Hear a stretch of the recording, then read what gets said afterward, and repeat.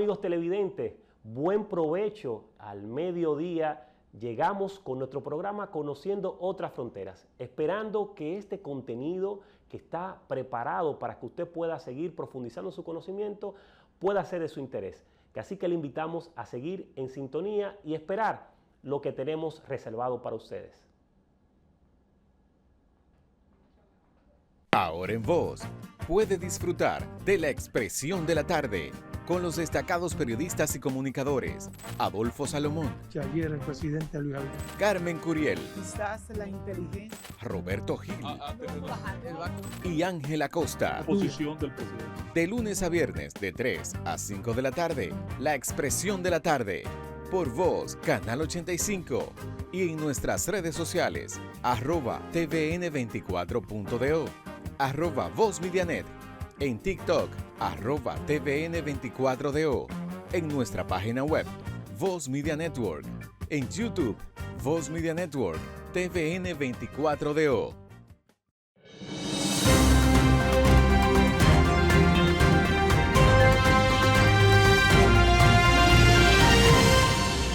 Soy Hernán Paredes y te invito a sintonizar el programa Voz Vespertina por Voz Media Network, en el canal 85 de Claro, de lunes a viernes.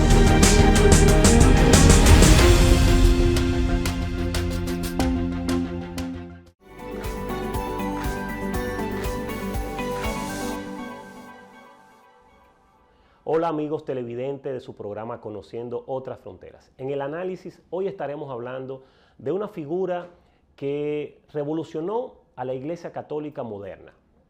Una figura que por su liderazgo y compromiso comenzó a generar cambios significativos que han permitido, si se quiere, reposicionar a la Iglesia Católica a nivel mundial. Esa figura, un sacerdote jesuita, de origen argentino, que se convierte en el primer papa nacido en América. Estamos hablando del argentino Jorge Mario Bergoglio, conocido como Francisco I, el papa de los pobres. Así se denominó a esta figura emblemática que, luego de haber atravesado por una crisis importante la Iglesia Católica y que además estuvo bajo su dirección el ex cardenal alemán Ratzinger, que todos conocemos o recordamos como Benedicto XVI, esta figura que por su nivel de conservadurismo y sus actitudes bastante, si se quiere, complicadas en el manejo de la Iglesia Católica, generaron muchas críticas, complicaron los procesos de acercamiento de los propios seguidores de la Iglesia Católica, y es aquí cuando surge, después de su renuncia en el 2013, surge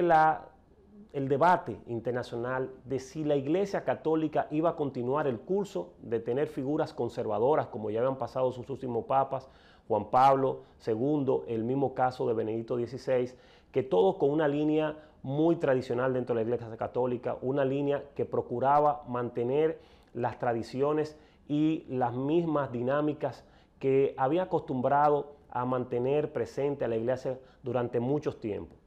La realidad es que la llegada de Francisco comenzó a mostrar una iglesia que quería apostar al cambio, una iglesia que buscaba tener un acercamiento más con los pobres, una iglesia que volviera a sus orígenes, que eran básicamente tener más contacto con las personas de abajo, tener un compromiso con la pobreza, defender los derechos humanos y que además se inclinara por los temas principales que eran demandados de este mundo moderno. El medio ambiente fue una de sus cartas principales que jugó durante su papado, donde luchó por preservar el medio ambiente, donde luchó porque el mundo entendiera la situación de gravedad en la que se estaba viviendo y cómo los recursos naturales se iban a convertir en una de las grandes preocupaciones para la humanidad.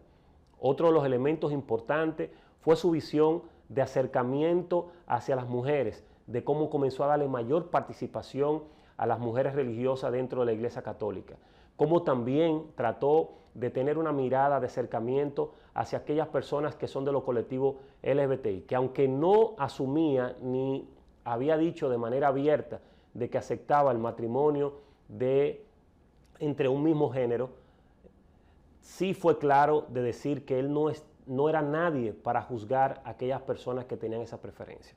Y eso comenzó a ganarle una visión como el Papa inclusivo, como el Papa que se aproximaba a los seres humanos.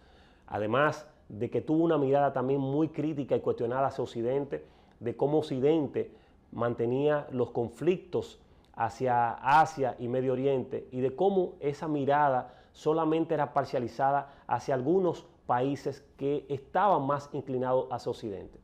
Uno de los aspectos importantes que se cuestionó de su mirada fue también ante el conflicto que estallara entre Rusia y Ucrania, cómo él también condenó a la OTAN, señalando que la provocación de la OTAN fue que llevó a que Rusia ocupara Ucrania.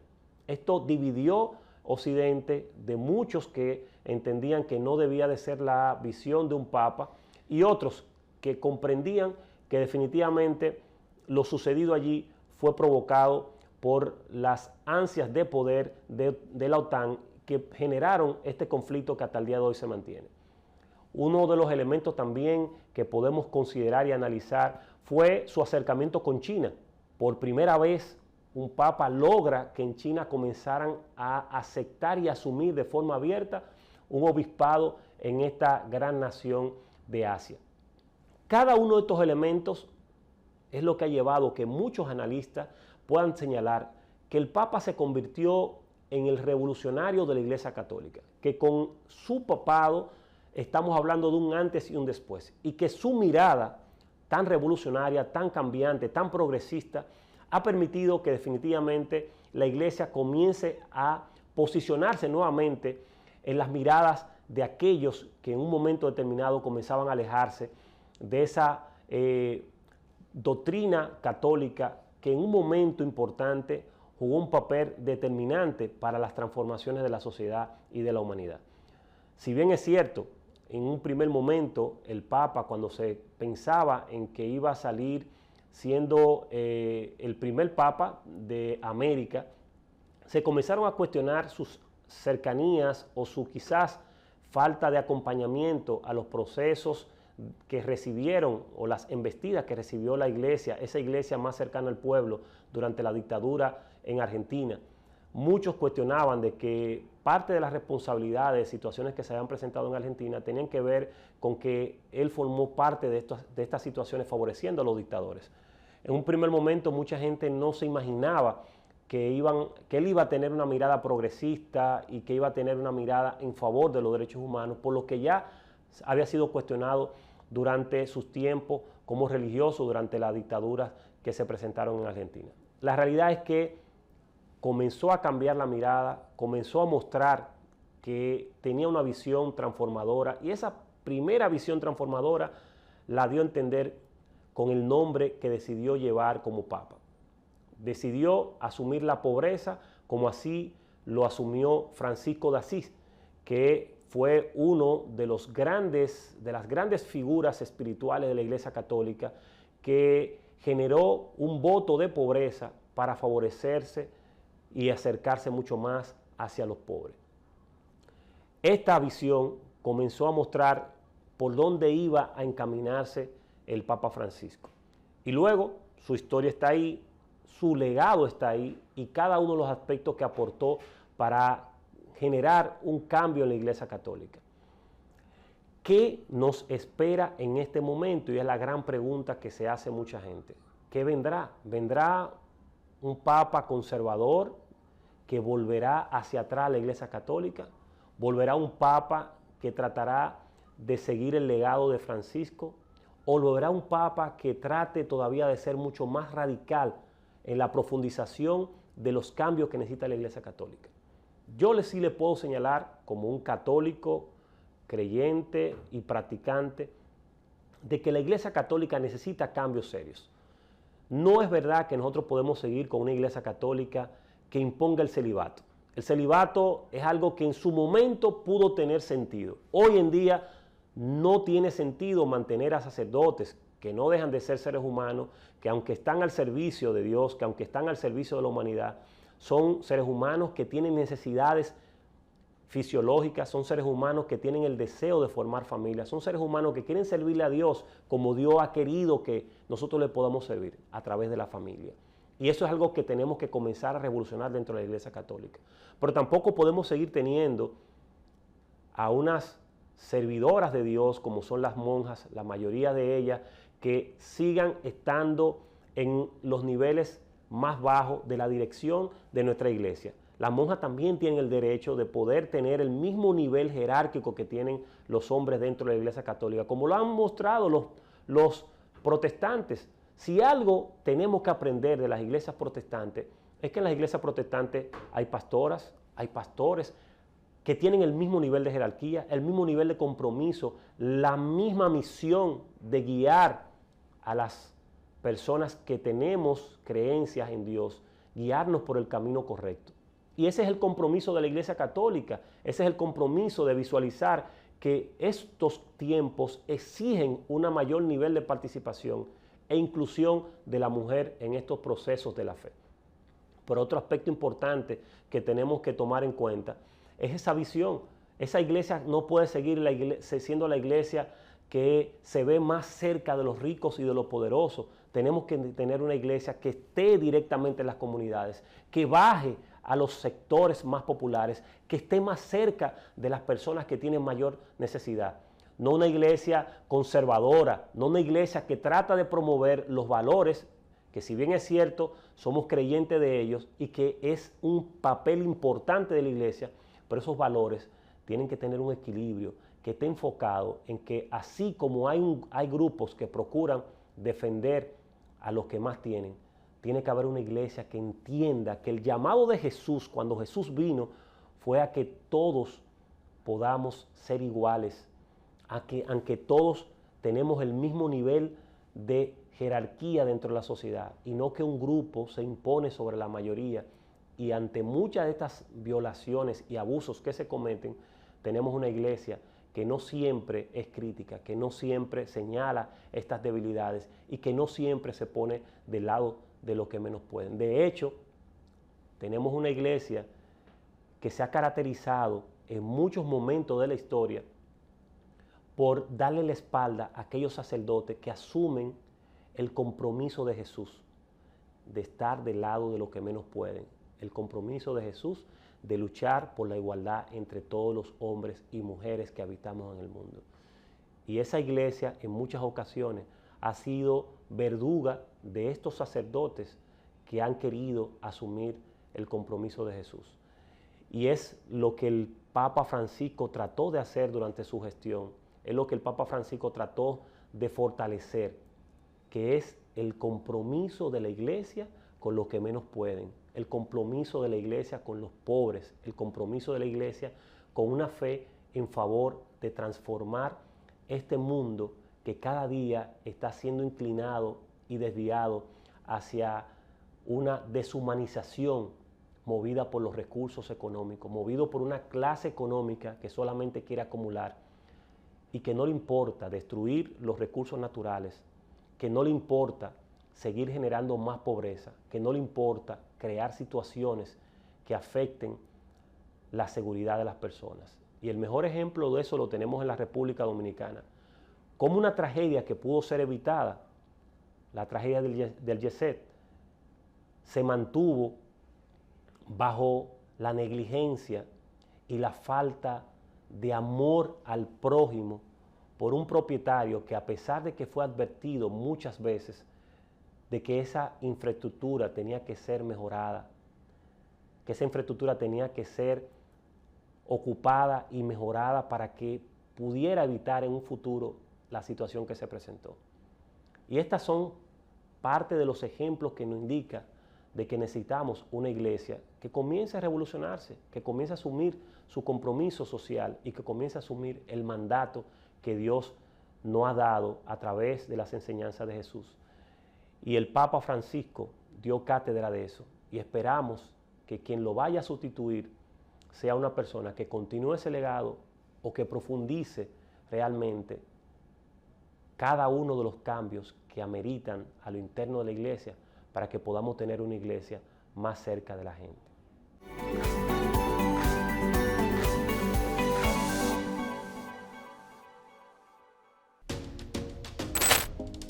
el análisis político, el análisis económico, la opinión. No se la pierdan en Voz Media Network todos los domingos a las 5 de la tarde. Hablando conmigo, hablando es que uno se entiende. Soy Joaquín Ricardo y cada viernes a las 10 de la noche los espero en nuestro programa Comentarios y Reflexiones, en un espacio de entrevistas. Ministerio Público con persecución a la corrupción administrativa. No hay ni habrá solución dominicana a los problemas haitianos. Tratamos los temas nacionales e internacionales para conocimiento de nuestro público. ¿Quién se beneficia de la crisis de Israel? ¿Quién se beneficia de la crisis de Ucrania? Hasta colocarnos cerca de los países de la OCDE. No son reformistas, no son del partido. Los espero por Voz Media Network en Comentarios y Reflexiones. La jungla política y social de RD ya no será la misma, porque cada sábado, Rafael Santos, Freddy Aguas Vivas y Hernán Paredes comentan los temas sociopolíticos y económicos que impactan a los ciudadanos que vivimos en esta jungla. Bienvenidos a la jungla, cada sábado por Voz Media Network.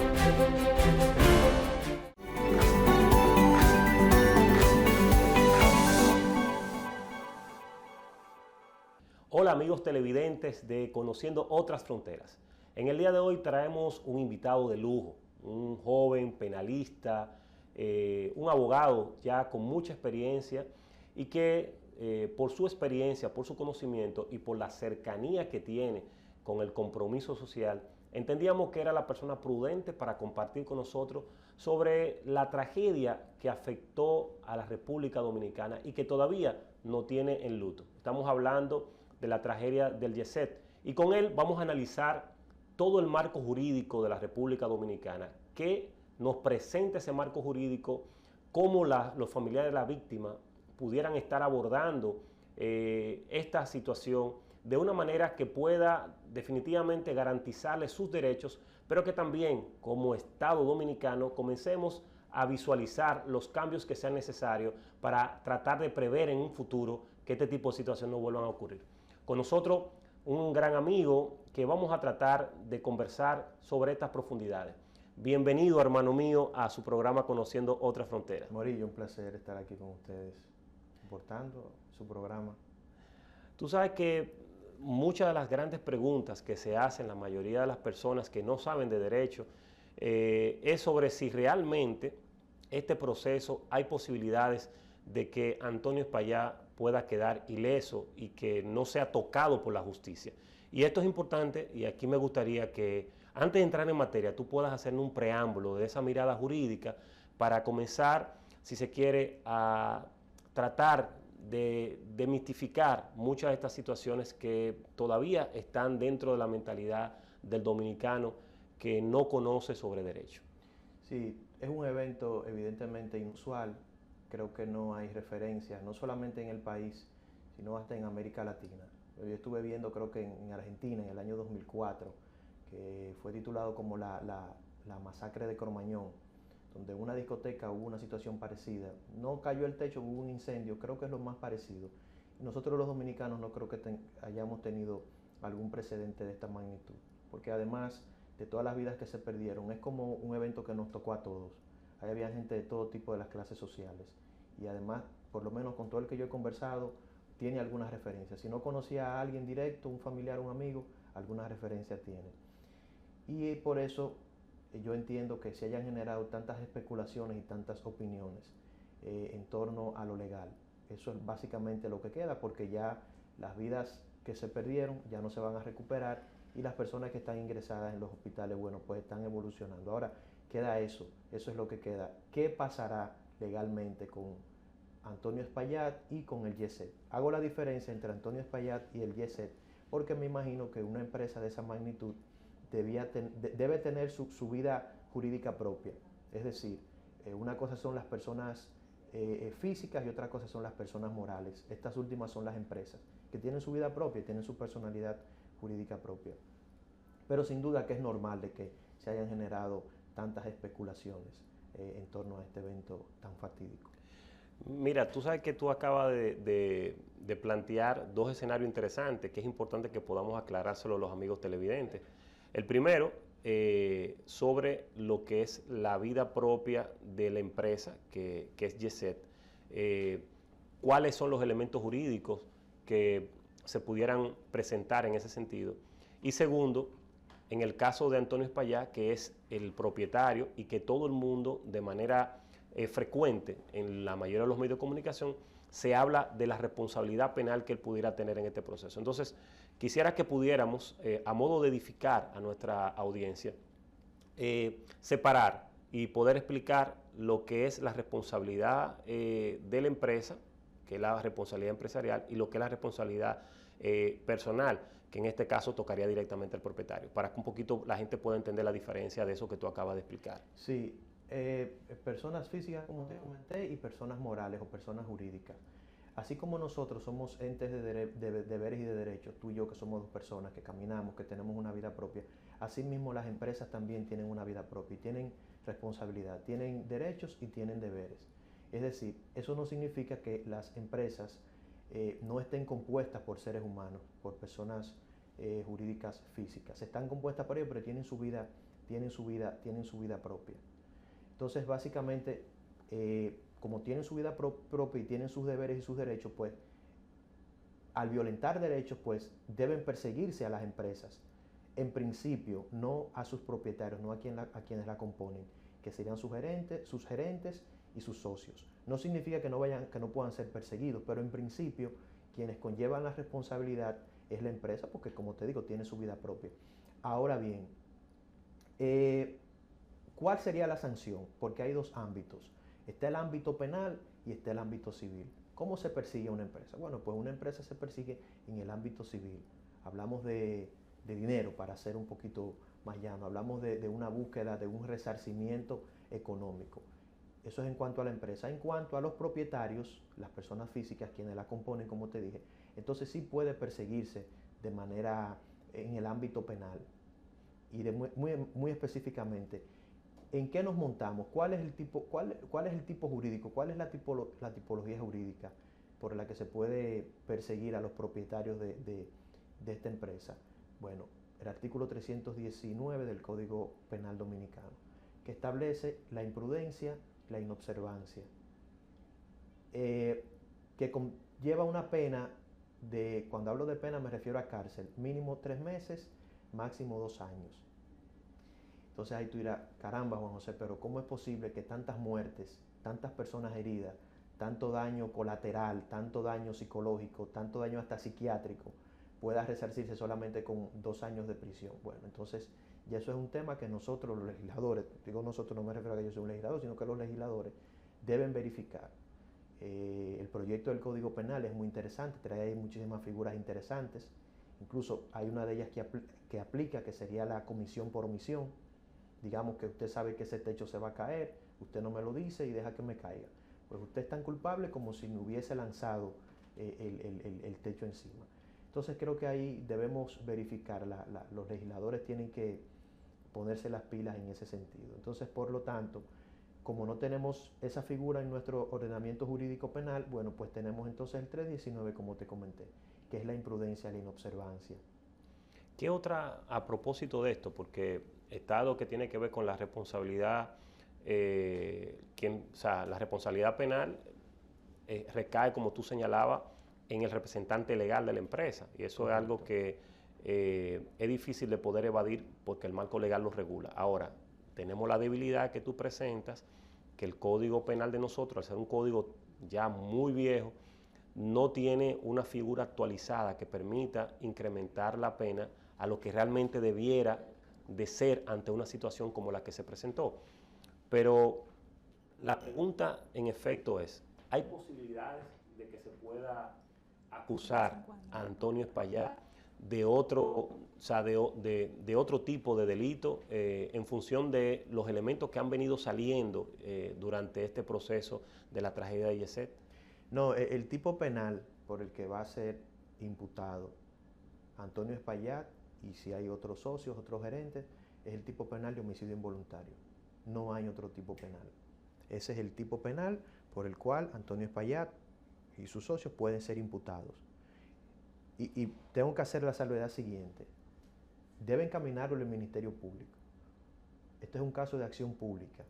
¿Por qué? Por la cantidad de personas que fallecieron, por la forma en que ocurrieron los hechos. ¿Qué significa de acción pública?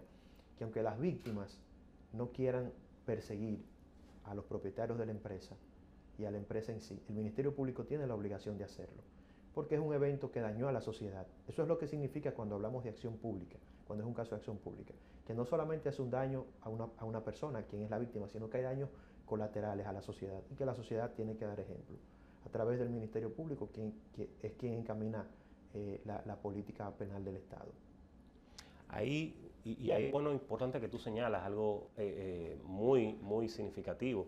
Como estamos hablando de que hay tipo penal en este proceso, por la inobservancia que se refleja en el descuido y la negligencia de por qué ese techo se cayó, y aquí entra un papel importante, ya que tú señalas el Ministerio Público. ¿Cuál sería, desde tu punto de vista como penalista, como abogado de experiencia, el rol que debe de fungir el Ministerio Público ante esta situación que ya tiene más de una semana el hecho que ocurrió? El Ministerio Público tiene el monopolio de la persecución pública, y el Ministerio Público, su función principal es recolectar los elementos probatorios, porque en derecho hay dos teorías, la teoría de la acusación y la teoría de la defensa. Bueno, eso está muy bien, pero tú tienes que fundamentármelo con pruebas. O sea, va a llegar un momento en que lo mediático se va a quedar a un lado y hay que demostrar con pruebas de que existió la inobservancia. ¿Cuál es la inobservancia? Bueno, mire, a usted le dijeron que eso se iba a caer, vino un ingeniero y le dijo, mire, yo les recomiendo que usted haga tal cosa y usted no la hizo. Entonces hay que probarlo. Entonces el Ministerio Público tiene esa función. Porque te reitero, le corresponde al Ministerio Público. Ya los querellantes, las víctimas, en caso de que se querellen, porque hay una diferencia, ¿verdad?, entre víctima y querellante. Ya la querella es una cuestión formal que tiene otro objetivo. Si se querellan, pues entonces, digamos que serán como, van a apoyar al Ministerio Público, pero quien tiene la voz cantante es el Ministerio Público. Yo escuché, no sé si es cierto, no me gusta montarme en especulaciones, que habían frisado las cuentas, algunas cuentas del señor Antonio Espaillat. Por ejemplo, eso es una función del Ministerio Público. El Ministerio Público lo solicita a la DGI, hace sus solicitudes, por ejemplo, de orden de arresto o órdenes de arresto, porque puede ser que haya más de un gerente, más de un socio en esa empresa, y es el Ministerio Público quien tiene la voz cantante en eso. Ya las víctimas, a través de su querella, digamos que se van a enganchar, y entonces van a solicitar, más que lo penal, la querella, se van a ir más por lo civil, porque no se pueden llevar dos procesos al mismo tiempo. No se puede llevar de manera paralela el proceso penal y el proceso civil. Ahí tú sabes que esto señala algo muy importante, que eso salió en todos los medios de comunicación, y es el hecho de que se entendía que Antonio Espaillat estaba tratando de desviar sus recursos económicos a otros familiares, y por eso el Ministerio Público tomó la decisión de frisar sus cuentas y de intervenir sus propiedades, según lo que salió en los medios de comunicación, porque eso fue una información que salió en la mayoría de los medios nacionales. Ante ese tipo de situación que ya el Ministerio Público aparentemente identificó, ¿hay posibilidades de que a Antonio Espaillat se le pueda acusar de otro tipo penal, por lo que ya representa ese hallazgo encontrado por el Ministerio Público? Sí, porque digamos que Antonio Espaillat está tratando de desviar elementos probatorios que puedan servir al Ministerio Público. No tanto elementos probatorios, porque digamos que el hecho de que Antonio Espaillat tenga fondos, y entendemos que es un empresario, digamos que ha hecho su fortuna de manera legítima, porque Jetset es una empresa constituida de forma legítima, como sus empresas comunicacionales.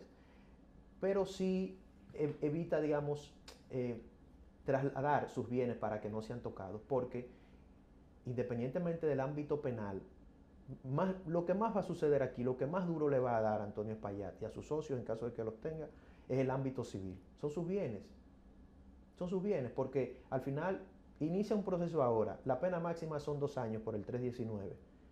De aquí a 2 años no se va a decidir este proceso. Supongamos que a él le impongan una medida de coerción. Al momento de condenarlo, se va a computar ese tiempo. Es decir, yo creo que a los abogados de Antonio mismo no les preocupa tanto el ámbito penal, les preocupa más el ámbito civil, porque ahí es que vendría consecuencias mayores en su contra.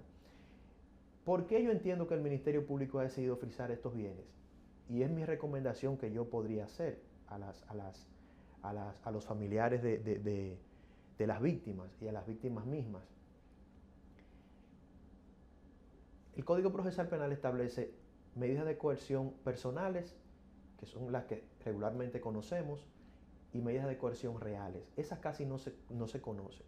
Bueno, las medidas de coerción reales son aquellas medidas que van en contra del patrimonio de los imputados. Mira, yo sé que tú tienes unos bienes, tienes, qué sé yo, 1.000 millones de pesos, pues mira, yo quiero que la medida de coerción que se te imponga sea en contra de tus bienes. Y esa sería mi recomendación a las víctimas. Vamos a frisarle, vamos a que no pueda hacer uso en lo que termine el proceso, digamos, de 10.000 millones de pesos, por decir un monto. Entonces creo que por eso el Ministerio Público ha frisado esos montos, porque no me da otra razón, porque su dinero no es un elemento probatorio, su fortuna no es un elemento probatorio que tenga que ver con este proceso, con el evento lamentable que sucedió, que nos convocó. Pero el hecho que preocupa es ahí el tema de que él quiera desviar esos fondos, porque entonces lo que, como tú dices, la gran preocupación, y en eso estamos claros, y creo que la sociedad está también muy clara, de que penalmente él no va a tener ningún tipo de complicaciones, por lo que establece el código, que una pena máxima de 2 años. El detalle es el impacto que le van a dar a sus bienes, a sus propiedades. Entonces, él quiere desviar esas propiedades. Claro, desampara a las víctimas. A las víctimas automáticamente, porque no van a tener la víctima la forma de cómo puedan ser resarcidos desde el punto de vista económico. Entonces, eso no se convierte en un indicio de un elemento, por ejemplo, por lo cual también él pueda ser juzgado. No necesariamente, porque es que hay una presunción, todavía hay una presunción de inocencia, que eso es lo que llamamos ese principio básico, fundamental,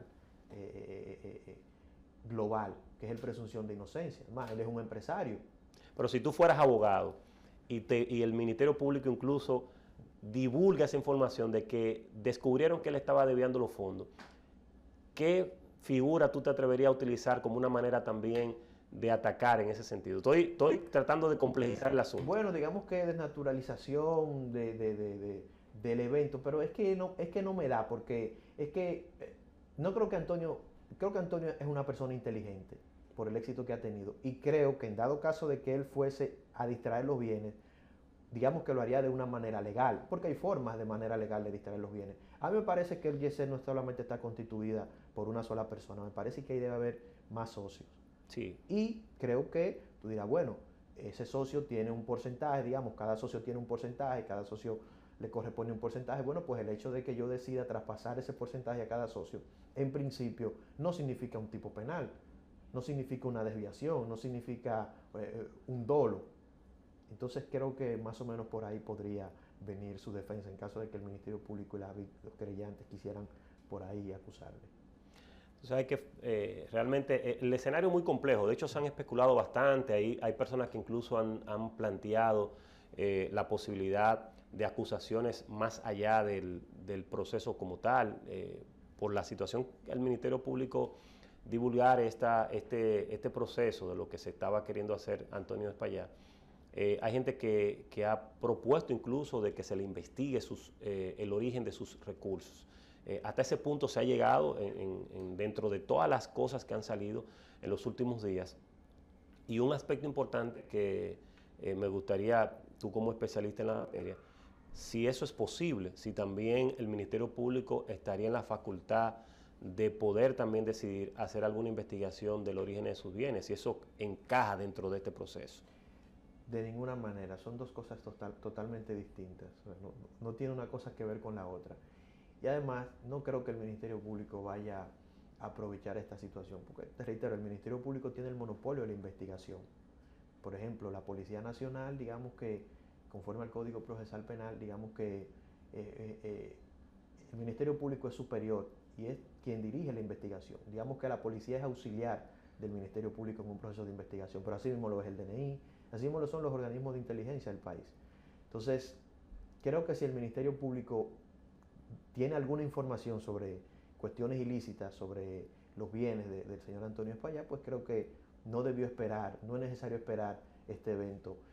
Y creo que mediáticamente tampoco le conviene al Ministerio Público, porque entonces dirán, bueno, como no tiene el Ministerio Público lo que quiere decir es que como no tiene forma de entrarle a Antonio Espaillat por el tema del evento en YC, entonces ahora le van a entrar por ahí y se la van a pichar suave, como decimos en buen dominicano. O sea, creo que al Ministerio Público ni siquiera le conviene plantear una cosa junto a la otra. Entonces son cosas totalmente distintas. Muy bien. No, me parece interesante el análisis que tú haces. Claro, te digo un poco la lógica de lo que está planteando la sociedad. Son miles de cosas que se han estado señalando. Y es lógico, porque una sociedad dolida, una sociedad que se siente impotente ante el poder económico que siempre han exhibido quienes sustentan los recursos en la República Dominicana, la gente entiende que quizás él va a salir ileso de esto y que puede haber cierto nivel de complacencia con él para que no sea tocado, primero por la justicia y segundo, porque que él termine pudiendo resarcir económicamente a las víctimas. Mira, Morillo, tú sabes que te voy a decir una cosa, y esto entra en el ámbito social. Aquí eso de que yo estoy pegado, eso se acabó con Ramoncito Báez Figueroa. O sea, eso ya... O sea, ese evento en YC, o sea, es una sociedad encima que tiene el propietario de esa empresa, los propietarios. Sociedad, no el mundo entero encima. Yo leía unos comentarios de un dominicano que vive en México y dice, oye, yo estaba caminando y un mexicano me preguntó, ¿qué fue lo que sucedió en tu país? Que se cayó un techo en una discoteca. O sea, eso no hay manera. Y me parece que las autoridades, me parece que el gobierno debe sentirse muy incómodo con Antonio Espaillat. O sea, no utilizo la palabra que regularmente usamos los dominicanos, muy coloquial, porque estamos, ¿verdad? No es posible, pero creo que el nivel de incomodidad del gobierno con Antonio Espaillat no creo que sea menor. Entonces creo que se va a hacer justicia. Claro, se va a hacer justicia con lo que tenemos, porque a veces tú escuchas a la gente diciendo, pero que lo condenen a 30 años, que lo condenen a cadena perpetua. Bueno, pero la ley no dice eso. Exacto, no hay posibilidad. No es posible.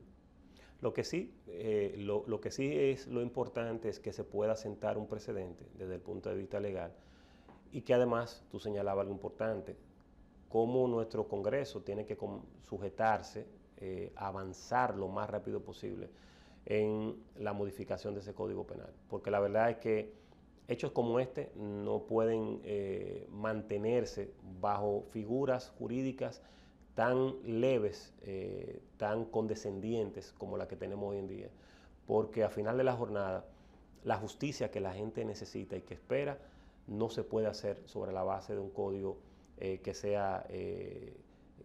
tenga tanta condescendencia con personas de tanto poder. Y eso creo que es algo que va a comenzar a pensarse ya dentro del Congreso, que es importante que se avance. Quizás lo que nos quedaría finalmente preguntarte es qué recomendaciones tú le harías a los familiares de las víctimas que empiezan mucho ya a entrar en este proceso. Ya en lo que hemos visto en la prensa hay dos familias que se han querellado ya, una con un abogado muy famoso de la República Dominicana, Félix Portes, que fue la primera que se conoció públicamente. Y entiendo que ya lo más probable, quizás otras que se han estado encaminando en estos días que no son de conocimiento público, pero finalmente, ¿qué tú recomendarías? Si tú fueras abogado de una de las víctimas en este proceso, ¿cuáles serían los aspectos que tú tomarías en cuenta y que tú le indicarías a la familia que no pueden dejar de hacer? Mi recomendación es esperar que el Ministerio Público dé el primer paso, que estoy seguro que lo va a dar. Estoy seguro que lo va a dar. Ver la línea de acusación que va a tener el Ministerio Público, porque te reitero, el Ministerio Público tiene el monopolio de la investigación. El Ministerio Público puede tener conocimiento de cuestiones, de elementos probatorios inclusive, que yo que soy abogado, que dado caso sería abogado de una de las víctimas, no puedo tener. O sea, es muy probable que tengan los querellantes que auxiliarse del mismo Ministerio Público y digamos engancharse, adherirse a la acusación que va a presentar el Ministerio Público. Entonces, creo que ese debe ser el primer paso, esperar que el Ministerio Público solicite medidas de coerción, tener lista, digamos, su querella y entonces poder solicitar conjuntamente con el Ministerio Público adherirse a la solicitud del Ministerio Público. Ya entonces cuando se ha apoderado un tribunal y entonces ahí ya se van a dilucidar las pruebas, se van a conocer las pruebas, los testimonios, las pruebas documentales, las pruebas visuales, todos los elementos probatorios. Entonces ahí las víctimas podrán solicitar entonces su resarcimiento económico. Pero guiarse por el Ministerio Público, que es quien tiene el monopolio de toda la investigación. Estimado Amano, muchas gracias. La verdad es que tenerte aquí en el programa y conversar sobre estos temas arroja mucha luz, sobre todo a una sociedad que, como hemos dicho, está dolida, una sociedad que tiene seria preocupación de cómo terminar este proceso. Y como históricamente en la República Dominicana la gente no ha estado acostumbrada a ver en los tribunales sentados a poderosos económicos. Por eso la gente se cuestiona si realmente esto llegará hasta el final, si veremos a Antonio Espaillá detrás de las rejas. Algunos quieren verlo en la victoria para que quizás conozca un poco lo que conocen otros que son de escasos recursos. Pero al final de la jornada lo que se busca es que pueda ser resarcido económicamente por lo menos los familiares de la víctima. Así que esperamos tenerte en otra ocasión por este programa. Este programa es tuyo. Y reiterarle a nuestros amigos televidentes que sigan en sintonía con su programa Conociendo Otras Fronteras.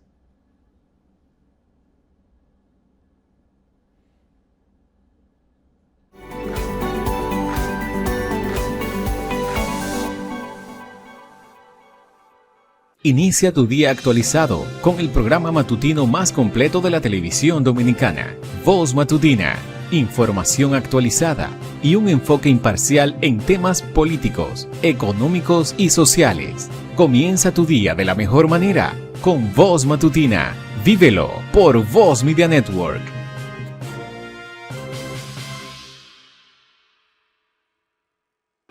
Te invitamos a que cada día, de lunes a viernes, de 6 a 7 de la noche, nos acompañe a su espacio Conexión.